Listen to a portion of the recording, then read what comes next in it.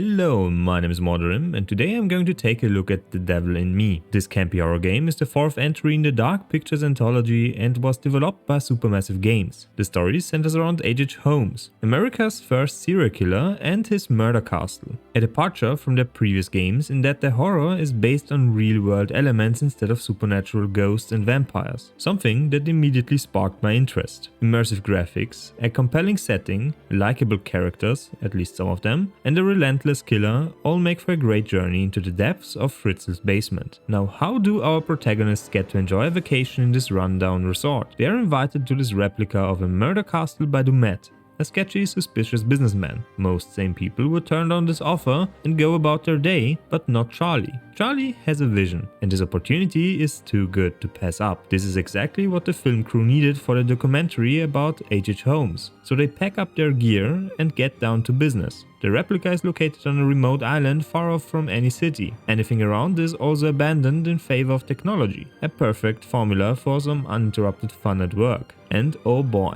does the cast have some fun. But the first 1.5 hours are very slow. The game builds up tension, giving us glimpses of what's to come, showing us we are always being watched. The killer is in control from the very start. One is immediately struck with an eerie feeling. Everything is run down, fences prohibit you from moving freely, and one is just left with a lot of questions. What is Dumet hiding here? Who is the child in the window? What's up with the bulky yellow-coated figure? A great introduction, but everything also feels a bit unpolished. Character models twitch and change positions during cutscenes. Expressions look stiff and really bad at times. The voice acting is also not consistently good. Same with the dialogue writing. The freshly married couple at the start of the game felt extremely awkward to look at. And Erin's song cringed the life out of me. This is my Don't Be Scared song. Sing it and I won't be scared long. But there are also gems here. Charlie's performance was especially great. I was quite moved by all that. Fucking Oscar worthy. His character shows a lot of consistency and was portrayed really well. He has a drive, a goal. Yes! Yes!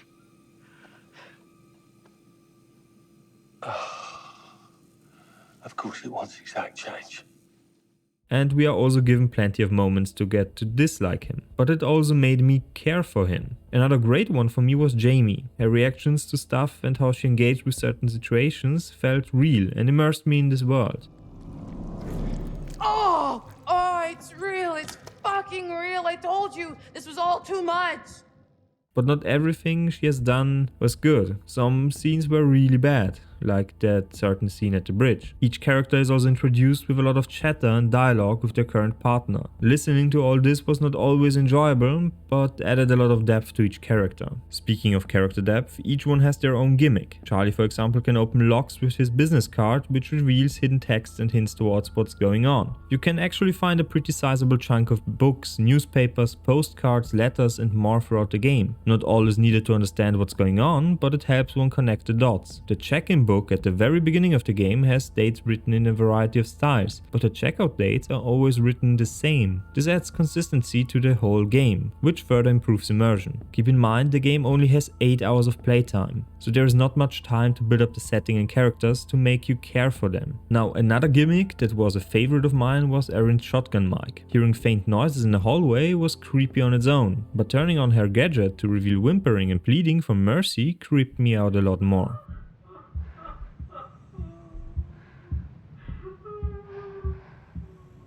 Sadly, I couldn't really search for the source. Nearly all doors were closed, signified by a gigantic white padlock. The game is just very linear. Sure, the castle has moving walls and a multitude of sections that you can explore to find collectibles and notes, but most of the time nothing substantial will happen there. The killer never appears outside of certain scripted events. I never felt like I was in immediate danger. Walking through the garden section felt kind of safe. I was expecting him to chase me around and appear randomly. But since everything was tied to cutscenes, I was kind of relaxed whenever I was in control of my character. This led me to dreading the moments where I had to interact with something.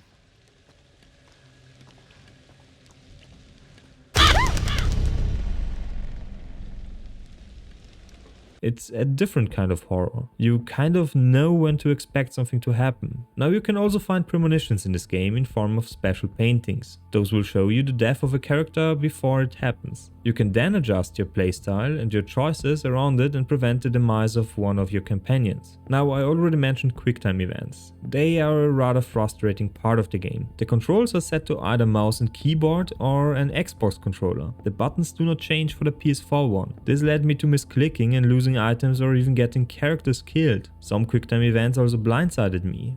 The action was over and nothing happened for a good minute, but I was still greeted with another button push, a very fast one at that. And this one felt really punishing. Now there is an option to replay sections if you happen to feel cheated. I personally only use this at the very end. You can find it in the scene selection screen. Now speaking of controls, the camera work in this game ranges from decent to atrocious. Constant angle switches, pointless perspectives and weird positioning completely broke certain scenes for me. This coupled with lighting issues really deterred my enjoyment, with the worst offender being a pit in a spa area. I was completely lost and confused where to go and what to do. But that wasn't the only part of the game with this issue. There were lots and lots of sections that would have benefited from a facelift and a bit more polish. Now lastly, let's go over collectibles. You can find either murder stories in the game, those felt pretty neat and there's quite a few of them. And you can also find coins, those can be used to unlock models that you can look at in the selection screen. Now let's wrap up the video. Also don't forget to like, sub and comment for more previous reviews and guides. As for pros, the game offers a great choice of setting. We are also greeted with a lot of cool looking environments. The graphics are decent, the cast of characters is also decent, we also got good voice acting most of the time, and the sound design is also decent. A lot of collectibles and notes can be gathered throughout the whole game, scenes are replayable, and choices really matter. Just one mistake can kill a character. As for cons, no PS4 pictures for buttons for QuickTime events really bothered me. Glitchy models and textures appeared throughout maybe the first fifth of the game. The camera had issues throughout the whole game. Lighting issues were also present throughout the whole game. The gameplay also felt a bit linear and there was no constant tension because the killer only appeared in cutscenes. Now, The Devil in Me offers you a campy horror game with a great setting centered around the myth of H.H. Holmes' murder castle. The characters fighting for survival do a decent job at providing an entertaining story even if some fall flat. The environments felt diverse enough and the sequences featuring the killer are always met with tension, but the inconsistent camera work and lighting really takes you out of the experience sometimes. Ultimately, I can recommend this game to anyone looking for a campy horror game to scratch that itch. All others should wait for fixes or a sale. Anyway, I hope you liked the video. Don't forget to like, sub and comment. See you next time and bye.